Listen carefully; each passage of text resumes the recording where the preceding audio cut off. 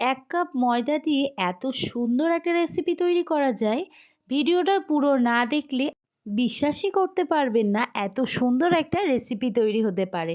তার জন্যই প্রথমে একটা বাটিতে ১ কাপ সয়াবিন অয়েল নিয়ে নিয়েছি।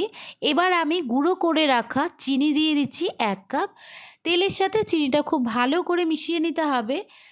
তেলের সাথে চিনিটা ভালো করে মিশিয়ে নেওয়ার পর এর ভেতর দিয়ে দিচ্ছি ১ কাপ ময়দা আর দিয়ে দিচ্ছি 1/2 কাপ সুজি, বেকিং পাউডার আর সামান্য পরিমাণ লবণ। এবার সব উপকরণ দিয়ে ভালো করে একটা স্প্যাচুলা দিয়ে মিশিয়ে নিচ্ছি। ব্যাটারটা আমার এখানে একটু পাতলা মনে হচ্ছে, তাই আমি আবারও একটু ময়দা মাখিয়ে নিলাম। এবার হাত দিয়ে খুব ভালো করে মাখিয়ে নিচ্ছি। খানিকক্ষণ মাখার পর ডোটা এমনি শক্ত হয়ে যাবে।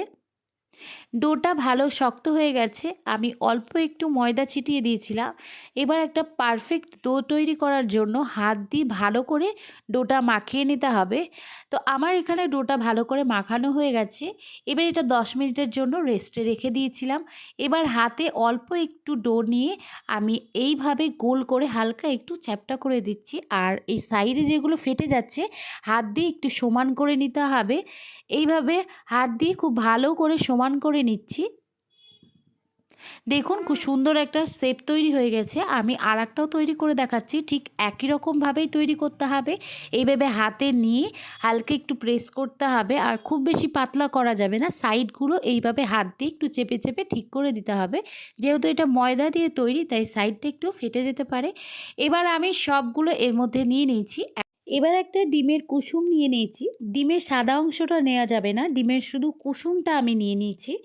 কুসুমটা নিয়ে এবার ব্রাশ করে আমি লাগিয়ে দিচ্ছি একটা ব্রাশের সাহায্যে। আপনাদের কাছে যদি ব্রাশ না থাকে এটা চামচি দিয়েও লাগাতে পারবেন।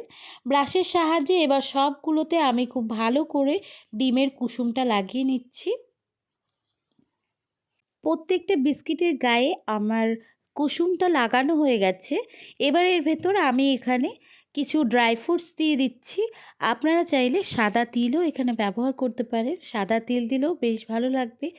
সব ড্রাই ফ্রুটসগুলো আমি এর ভেতর দিয়ে দিয়েছি। এবার এটাকে আমি প্রেসার কুকারে কুক করব। তার জন্য একটা প্লেটে আমি 4টে বিস্কিট দিয়ে দিলাম, আর বাকিগুলো সসপ্যানে কুক করে নেব। তার জন্য আর একটা প্লেটে আমি নিয়ে নিয়েছি সব বিস্কুটগুলো। এবার যেটা প্রেসার কুকারে কুক করব সেটা প্রেসার কুকারে দিয়ে দিলাম। আমি প্রেসার কুকারটা আগের থেকেই 10 মিনিট প্রিহিট করে নিয়েছি। 20 থেকে 25 মিনিট আমি এটা ভালো করে কুক করে নিয়েছি। দেখো আমার বিস্কুটগুলো একদমই তৈরি হয়ে গেছে। আর যেগুলো সসপ্যানে তৈরি করেছি সেগুলোও খুব সুন্দরভাবে কুক হয়ে গেছে।